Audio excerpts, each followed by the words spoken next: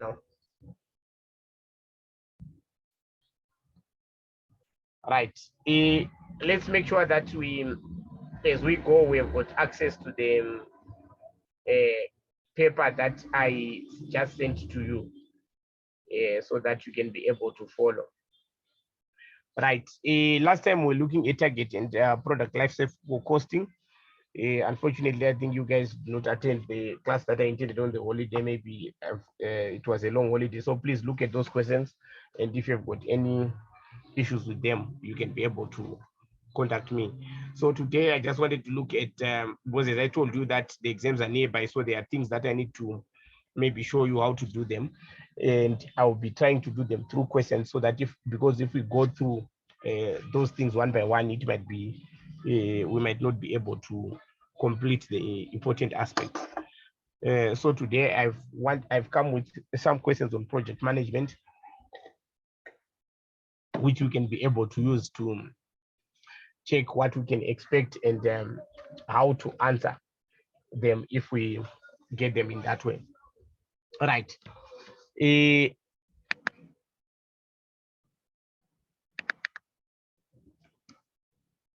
All right. We'll start from the first one, although I will jump as we go. Then the other ones will check them later. I think I'll be able to give you also the solutions at a later stage. All right. Jim is the technical director of the company that manufactures ice cream. He is in the process of putting together a project plan for the introduction of a new product line that will enable the company to expand its product range, moving into higher quality ice creams and desserts. Jim has identified a number of activities that must be undertaken to set up the new production line. He now intends to construct a new analysis to assist in the planning of the project. This will also enable him to provide an answer for the HR manager who has asked him to provide advice on when she can start the recruitment campaign to select new employees needed to work on the new product line. The activities can be broken down as follows. Right, we have got A, those are the activities, A, B, and C. So I want you to understand this. Right, when you say preceding activities, that means this activity A can start, does not precede any activity. That means it can start even today at the beginning. This B also the same, and this C. So that means A, B, and C can just start from the beginning. They can happen even simultaneously. Right. Then, but activity D can only happen after C. That means we cannot do D before C. And D has to follow C. Activity E is to follow A. Activity F is to follow B. Then activity G is to follow both E and F. Right. Then activity H is to follow both D and G. Right.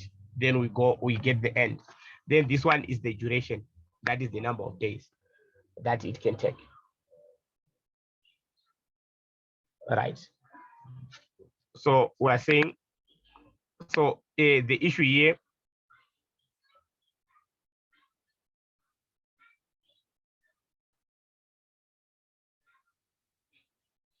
right. So after the work, the project has been done, then we would need the employees for the project.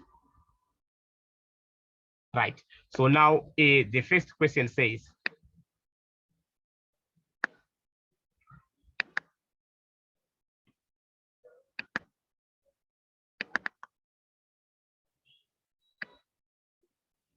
construct a network diagram and show the critical path for the introduction of the new product line for the ice cream. Right. What is critical path? That is the series of tasks on which delays can delay the whole project. Right. So we're saying, please make sure that you have got access to this document as we go.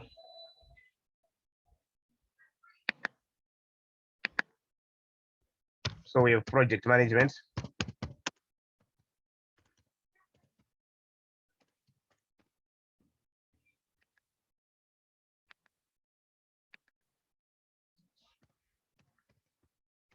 Lesson 1.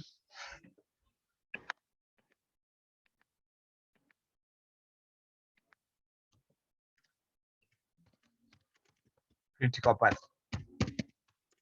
And when we talk about the critical path, this is the series of activities that should not have a delay.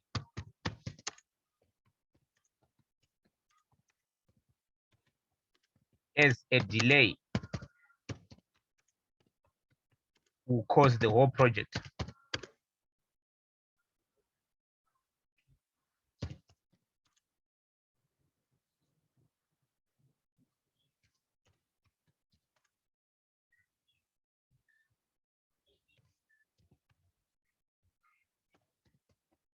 to delay.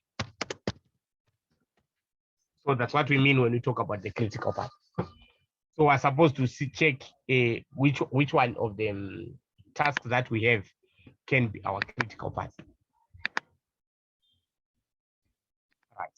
So we have to check which ones.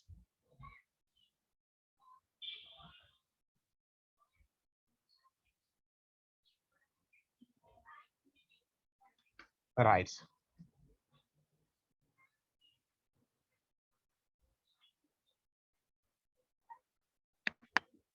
So I want us to have access to the paper is I want to draw the diagram using the annotate function of Zoom.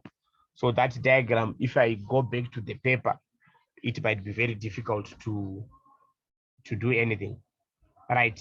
G, they say that is the recruitment campaign. That's G. That's the recruitment campaign. So they want to know when it should start. That is, when can G start? Right. Normally in a project, we can calculate two things. That is the earliest finish time. There will be the and the latest start time. The latest finish time and the earliest start time. Right. So now we know that A, B, and C can start. Please have access to this paper because I will not be coming back until I finish this diagram.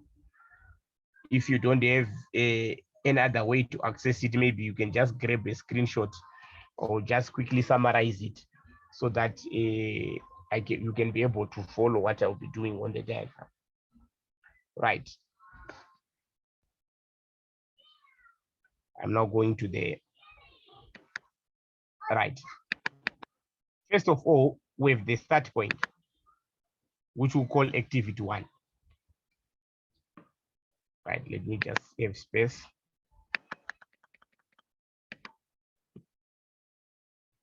Note that this diagram, once it's gone, you won't, I won't be able to, but I'll post it via a solution. Right, we'll have our start point.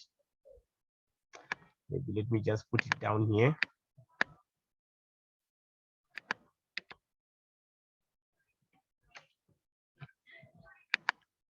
We'll call it number 1, our start point.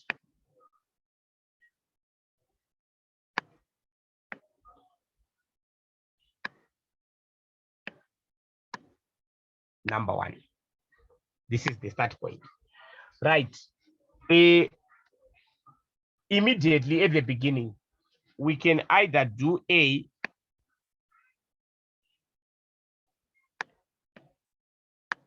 that is activity A, which takes 12 weeks. Right. If we do activity A, that means that will be our activity up to node 2. At the top, will be writing the completion time. Right. From here, when we start up to the end of project A, that will be 12 weeks. Because project A will take 12 weeks. So that will be 12 weeks. Right.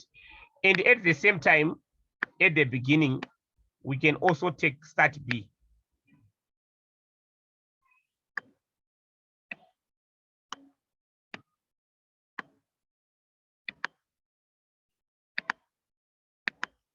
Right, B, I'll call it number 3, not 2. They can't be the same. Right, B, according to our question paper, B is going to take 10 weeks. So that means B will be completed by 10.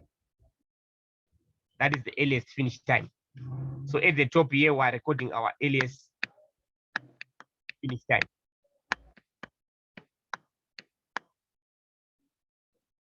Which we call the earliest finish time. That is the time at which we can, the earliest time that we can finish the task. That's what we'll be recording at the top half of the left semicircle. Earliest finish time. That means the earliest time that we can finish that task. Right, at the same time, also C can begin.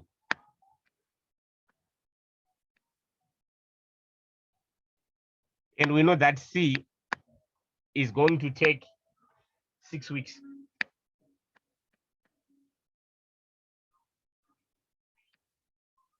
That will be number 4. So it will be finishing in 6 weeks. Right. So that is the beginning there.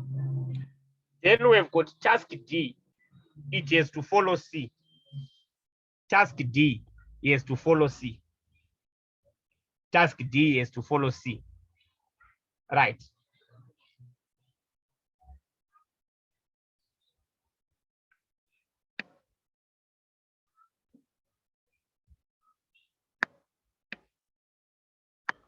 Then I've got my task D has to follow C.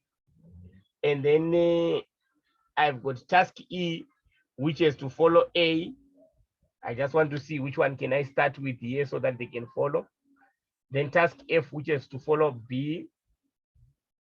Then task G, which will follow E and F, that are coming after A and B. Right. Okay, so we can say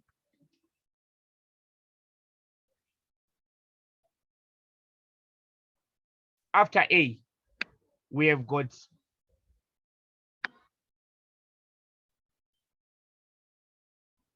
task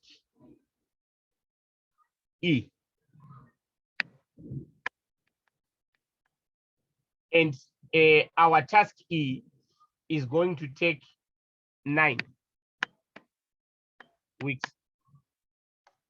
Right.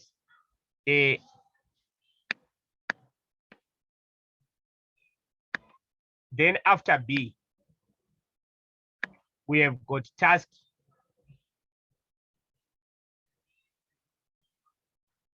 F, which will take 14 weeks. Right. I want you to get me properly here. Right.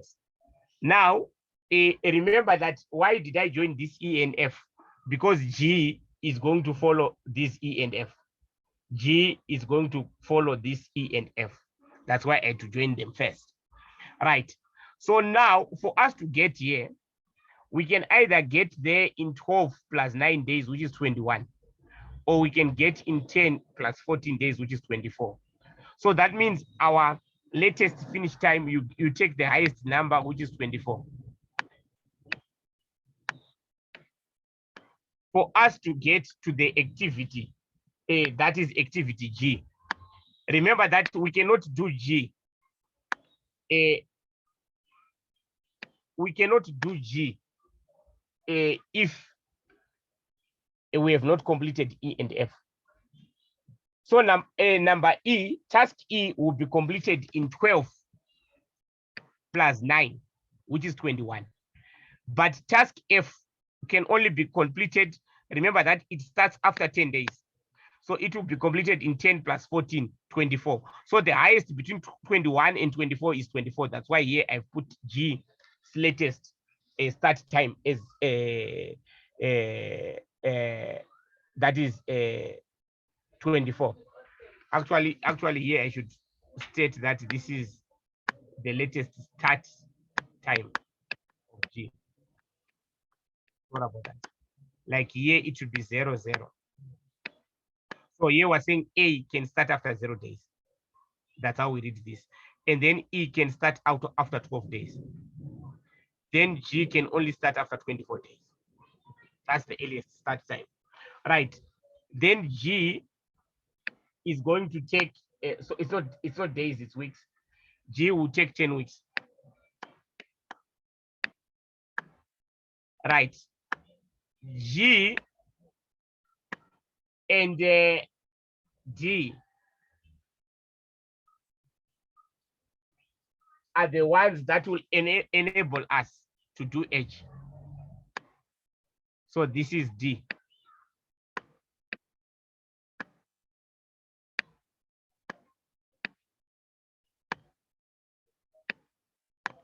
This is activity D and G. They are the ones that will allow us to do F here. F that will take us to the end.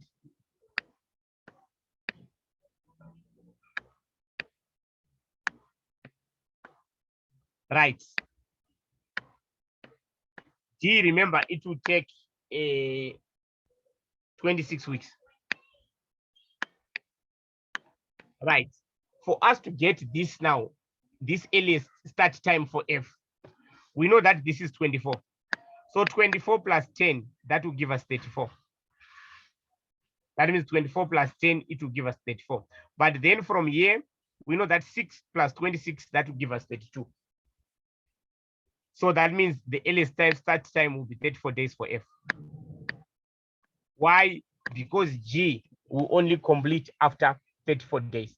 F cannot start is it F? No, this is H. Sorry about that. Let me just wrap up this. H cannot start without G and D completing according to our question. All right. So our H will only start after 34 days. Why? Because G will only be complete after 34 weeks. Sorry, weeks. D is finishing in 32 weeks, but H cannot start in week 32. Why? Because G will not be done. According to our project activity, H can only be done when both D and H have been done. D and G have been done. All right. Then when we do our H is 6 weeks. So now at the end, 34 plus 6, that means we'll finish the project in 40 weeks. So this can tell you that this project, the earliest time that if there are no delays, we're expecting this project to finish in 30 weeks. Right. Then we can now work backwards to determine what we call our earliest finish time.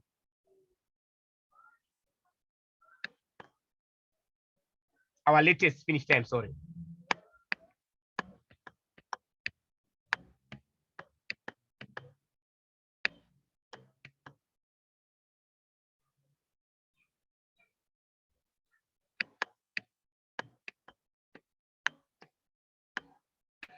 So when we talk about the latest finish time, that is the latest time that you can finish the project, the activity without delaying the whole project.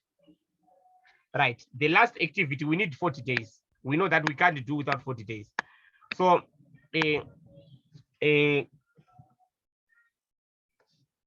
earliest, right, latest finish time. Right. So H should finish by 40 days. Then we work backwards. H requires 6 days. That means G and D should be done in 34 days. We are using your what? Your 40 minus the 6. So you'll be working backwards and subtracting the time that it takes. Then when we come here to D, 34 minus 26, we're going to get 8 here.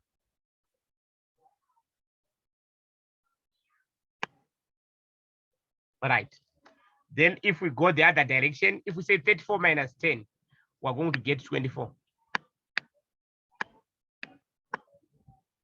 Then if you go this way, 24 minus 14, we're going to get 10 here.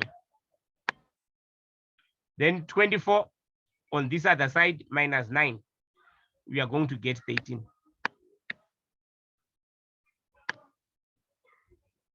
All right, so to get this latest finish time at the bottom, you'll be subtracting the time that can be taken from the activity coming from the end here.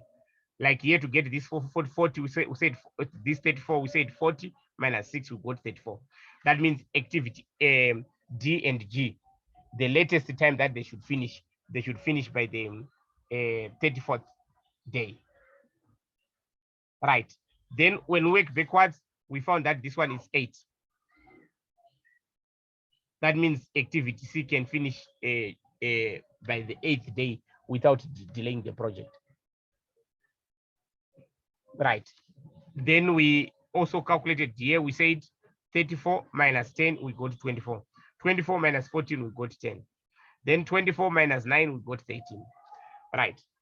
Any questions there on the figures that I have there and the activities that I've drawn there?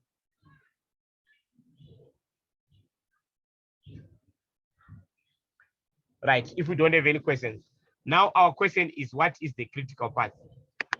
Right. Our critical path, you take the path whereby the earliest finish time and the latest finish time are the same. Earliest finish and latest finish are the same. So that means if you can see here, it's 10, 10, 24, 24, 34, 34, 40, 40. So our route is this one here. That is the critical path. A, that is BFGH. BFGH is our critical path, because any delay by any week during that period will cause the project to delay, the whole project to delay. If you can see here on A, we can delay, let's say instead of taking 12 weeks, we take 13, we'll still be okay, because we'll finish on week 13, which is our latest finish time. So it's not a critical path. So your critical path, you take this series that has got the earliest start time and the latest finish time the same. That will be your critical path. Any delay in those areas will cause our project to finish after 41 weeks. So at the end of the day, we can say our critical path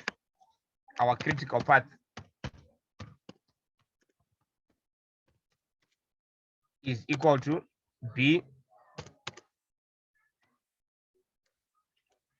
F G H. We normally show through arrows. So BFGH is our critical path. That route, those activities which are within our critical path, there should not be any delay in those activities, as any delay will cause the whole project to suffer. Right. Any questions on the critical path? Right. Then on part B, so this one was part A.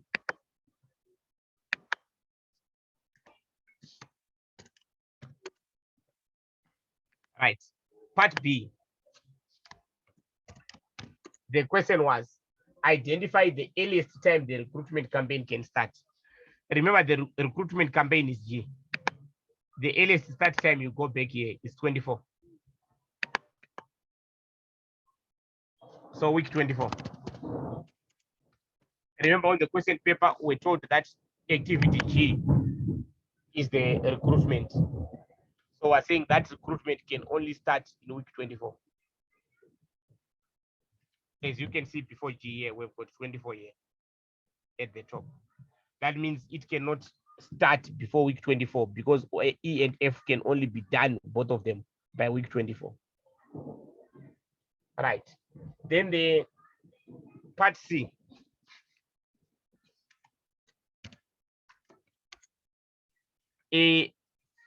Identify the activities where there is float or slack time in the project and calculate how much slack time is there. Right. if you can check, when you want to check where there's slack, you look at the activities that are outside the critical path. So if you can check AE, that route, it has got slack time. If you can say check here, they can take 21 weeks, but they should be done by week 24. So you can see that there is slack time of what? 3 weeks there. Where did I think I made a mistake here. Can I just correct this one here? I see why it's not coming out. This 13 is not 13. If you check, if we say 24 minus 9, we get 15. That means A to E, our slack would be equal to 15 minus 12. You take the LS finish minus, which is equal to 3 weeks. So that means we can delay this by 3 weeks without affecting the whole project because of this 15 minus 12. The same as here, there's 2 days also, 2 weeks, 8 and 6. So whenever the route where the LS start time and the LS finish time are different, then you know that there's what we call slack time. Slack time is time you can delay that part without affecting the completion of the project. So it's 8 minus 6, which is equal to 2 weeks. So those are the 2 routes that have got slack time. So you just take all those routes whereby the LS start time and the LS finish time are not the same. You don't take the ones on the critical path. So all routes outside the critical path will have slack time. So the slack will end on E. Why didn't I go before after E? Because when it comes here, it's now 24, 24. So we can't go beyond that. So that's why I ended on E. The same here when you come to CD, when it joins with H, it's now on the critical path. Any questions? So that's how you draw a critical path, and that's how you determine your critical path and your we call it you can be able to determine the float or the slack time, which is the time by which activities can be delayed, right? And the LS start and LS finish time. So they can ask you to draw, they can ask you to interpret, and I think you will see on number 5, I think we'll do it next week. You will see whereby we can be able to crash some activities on our project. Any questions? Right, so this you get it on the solutions that I will send, the diagram.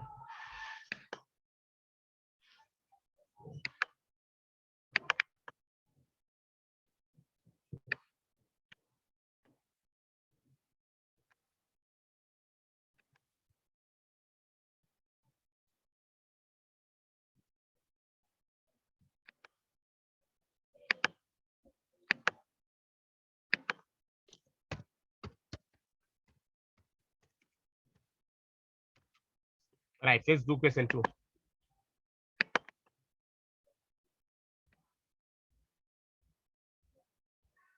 Right, ABCD Private Limited is a vehicle manufacturing company situated in Johannesburg.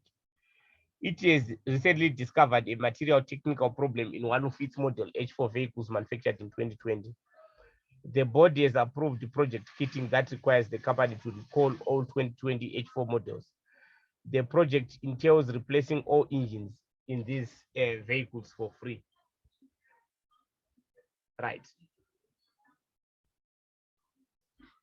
The company chief executive officer, Mr. Kipped, has appointed a consulting firm, Poolside Consultants, to assist with the management of this project. Poolside's mandate, as per the engagement letter signed by Mr. Kipped, emphasizes for the following: the project must run parallel with the day-to-day operations of the company and should not disrupt those activities. All replaced engines and the work performed to replace them are for the cost of the company, and therefore no overspending on the project will be allowed. The quality of both the new engine and the work performed on the engine must be exceptional and must comply with the quality standards set by the company. Any quality issues that could arise from the new engines or the work performed on it will cause even more severely damaged company's reputation. The project must be completed within a period of 2 months. There were 400 H4 vehicles sold in 2020, and the company plans to replace 50 engines a week in a period of 2 months. All right. The company has contracted 20 employees for 2 months to assist with the project. Beyond the 2 months period, there will not be any contractors available for this project. As a member of Full Site Consultants, you have been appointed the project manager for this project. Mr. Pedi has requested you to start drafting a project initiation document, guideline document, and has also requested that you specifically deal with the following. Number A discussion of what to be contained in the project initiation document of project kitting. A discussion on how to manage the performance and performance of the project. Right.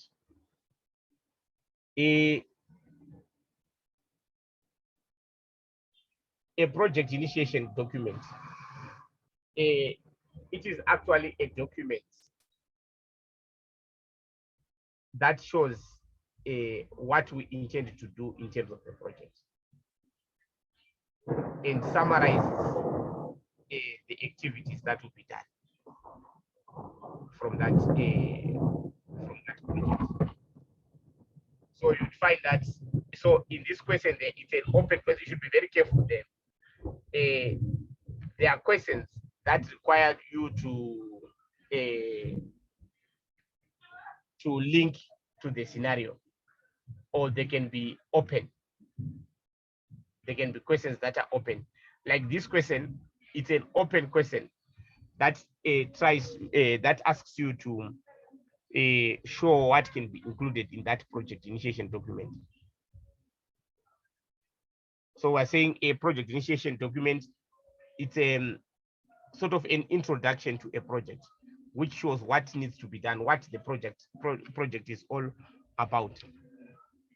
Right. So there is no standard basically for a project initiation document. Right. Let us.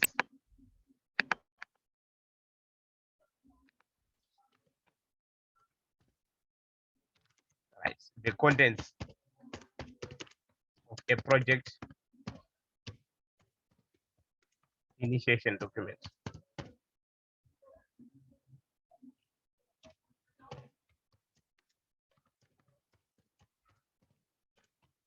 Right, I'll just be discussing them, then you will expand for the sake of time. Right, the following would be included in the project initiation document.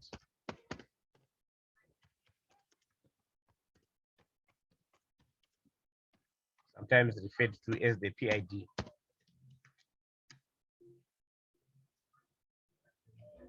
Right.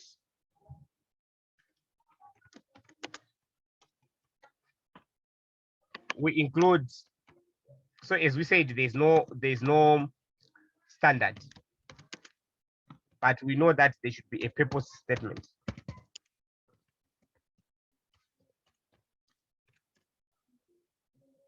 Right, a purpose statement.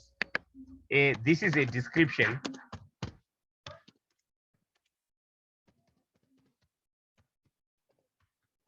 summarizing the need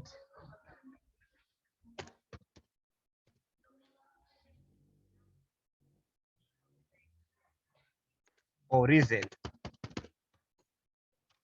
why the project is being undertaken.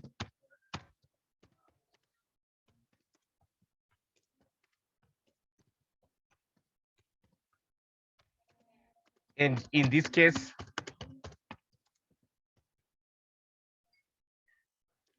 the project is resulting from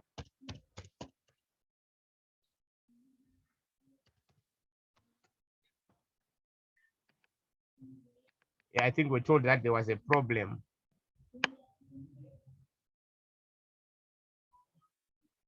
A material technical problem.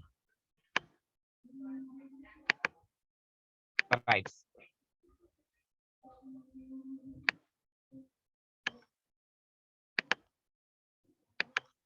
A material technical problem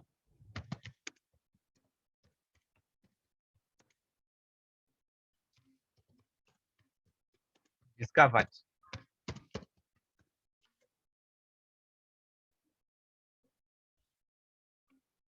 in one of the models.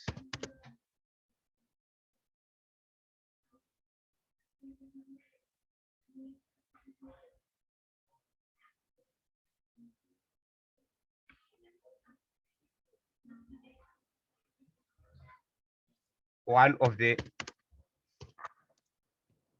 model H4 vehicles.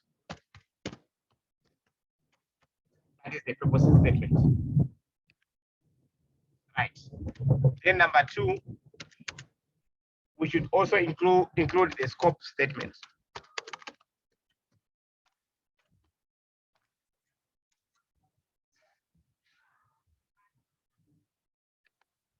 This is an outline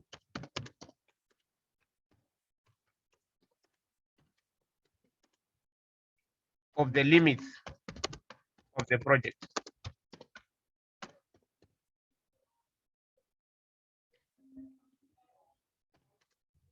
Or major activities.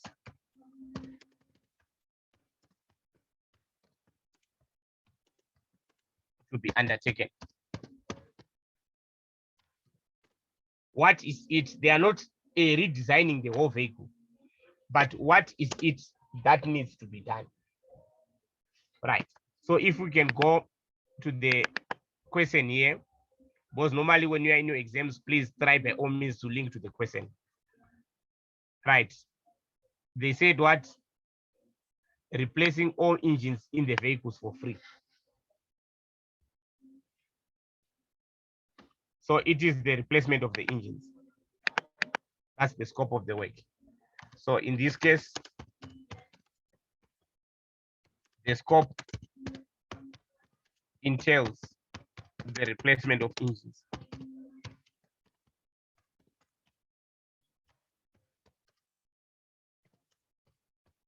So that we exactly know, and those who are doing the project, they know that when I receive this car, I have nothing to do with the seats. I have nothing to do with the windscreens. There's nothing to do with the tires, wheel alignment. I'm concentrating on replacing the engine. If there are any other problems that the car came with, that's another thing which is not part of this project. Right.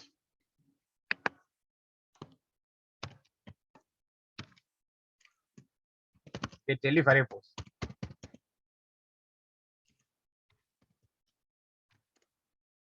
Right.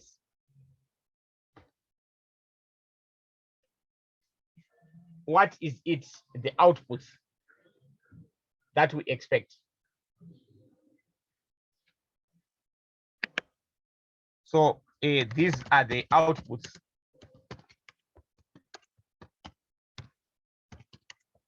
that are expected from the project.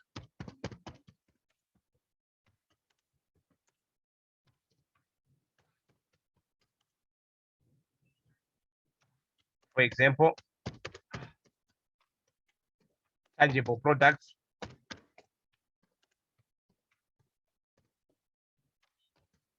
a service, a recommendation, a report, a memorandum. Whatever we're expecting, what is it that we are expecting to produce at the end of the day?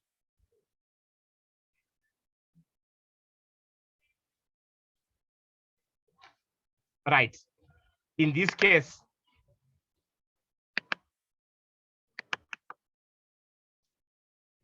the deliverables are the replaced engines. So in this case, the deliverables will be the replaced engines.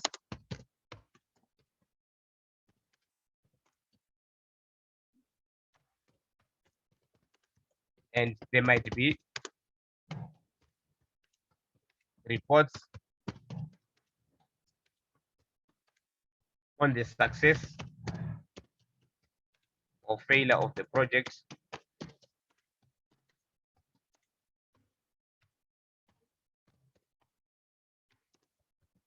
There might be minutes of meetings.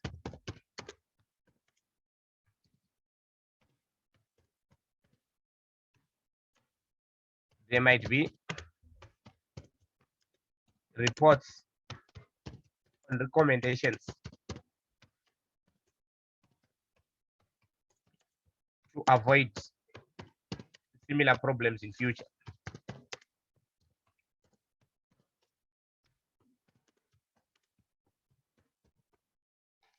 Right, so that's what is it that we expect from the project.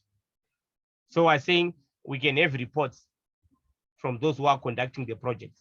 We should also have cars.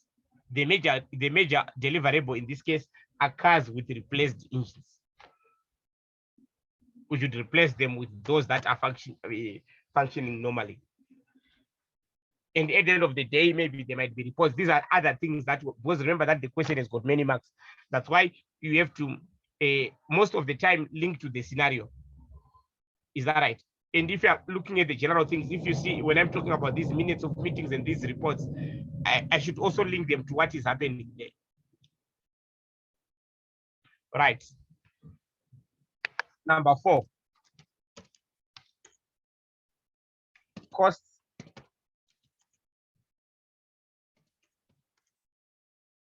and time estimates.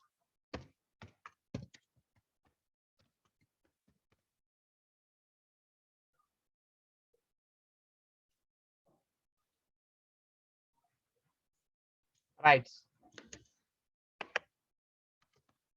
The budget.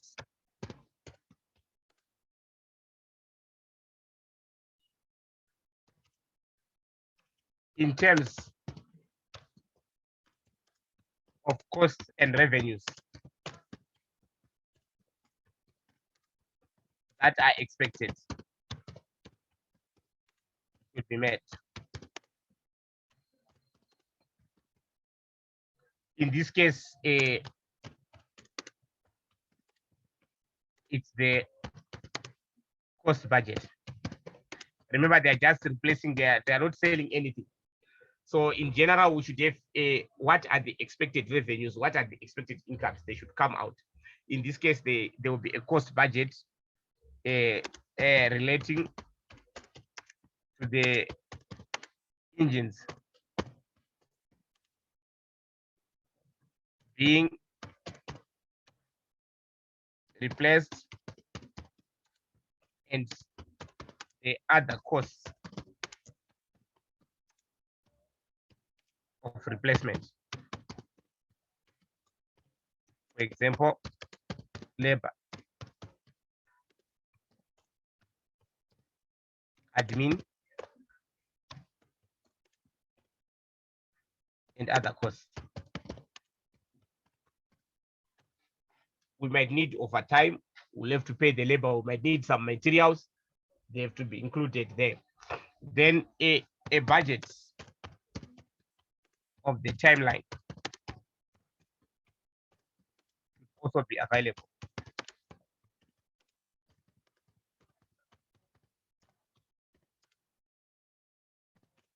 And this can include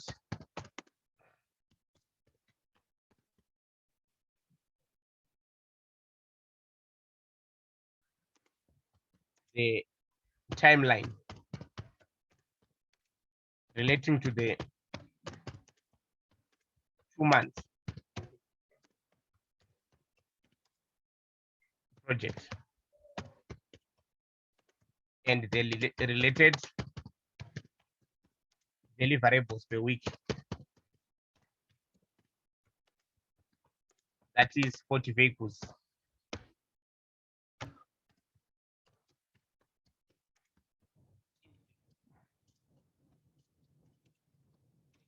Replaced per week.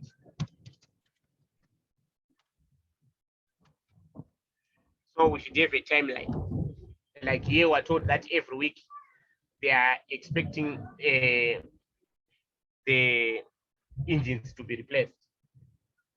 So you'd find that it can also incorporate, they were talking about employees, they will also be incorporated in the cost and time that we are talking about.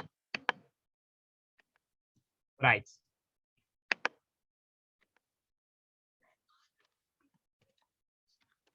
Then our objectives.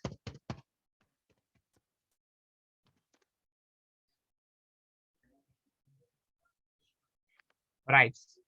That is the mission and the key milestones.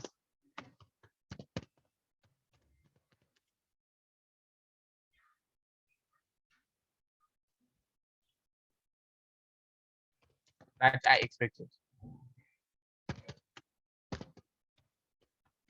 I think I've covered some of them. That will be in the budget. That means 40 engines. Was it 40? I can't remember the number there. 50 engines replaced per week.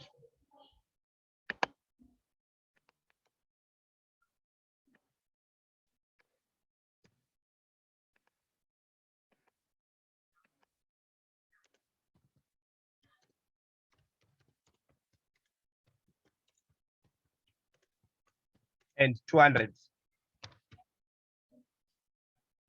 engines.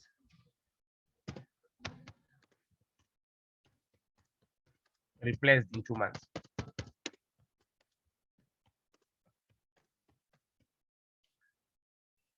They can also talk about a better and more efficient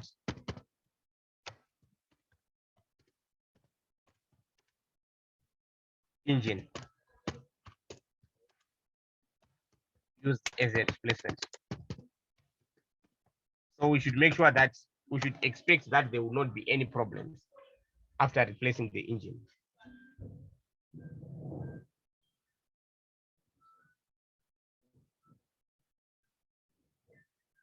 All right. Then it can also include the stakeholders.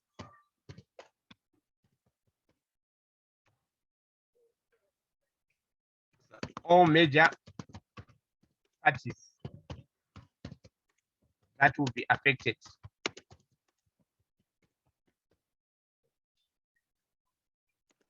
or may have interest in the project, or can be affected.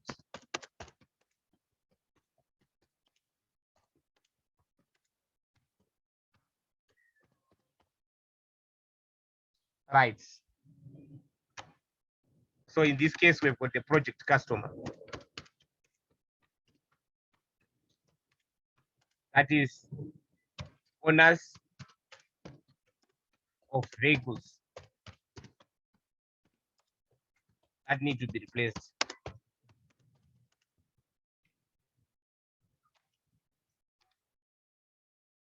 To have engines replaced.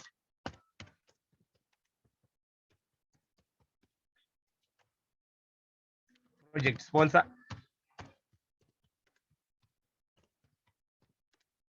That is the funder of the project.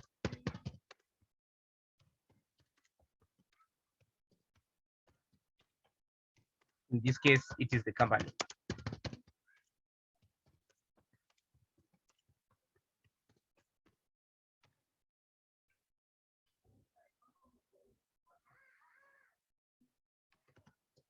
Project owner.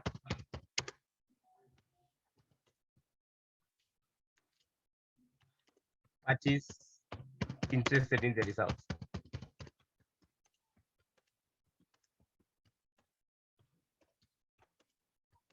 In this case, the company is the main project owner. Project manager.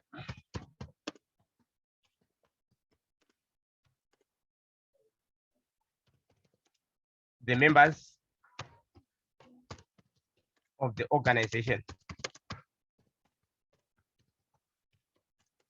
with the authority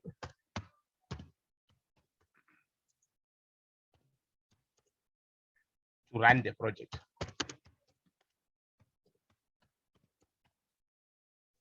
So maybe we should select a team. It can be from one department or various departments. And on that, there should be a project manager who will be responsible for managing the project. So you might find that the project manager can be, maybe we can take a consulting company, or it can be a person, an individual who will be managing that project. Right, project team.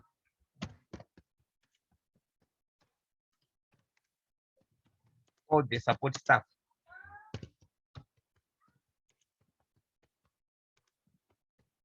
Working with the project manager.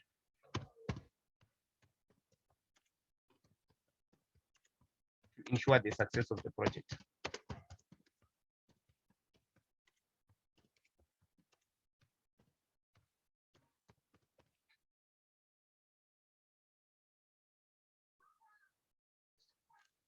Right. We can also, according to Kaplan, we can also have a chain of command. That is the reporting structure.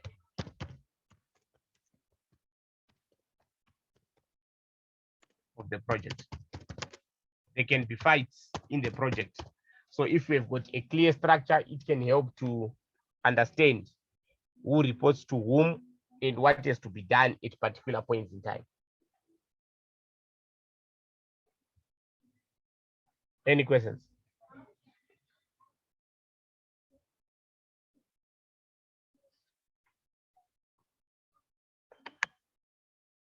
Right. If you don't have any questions, then I will send you, I think by later today, the document which will also contain solutions on some of the questions, so that you will look at them before we meet next week, and so that we can look at only those areas that are providing difficulties. So I will send you the solutions. I think there's only one question without a solution. So when I send you the recording, I'll send you including the solution. So please look at the solutions, including the questions that we have not done, so that we don't waste our time. Whatever you understand, you just leave it and then move on to those things that are tricky for you. But next week we'll continue with project management. Then the other week I want to concentrate on earnings per share before we do our major revision. That will encompass all things. Any questions?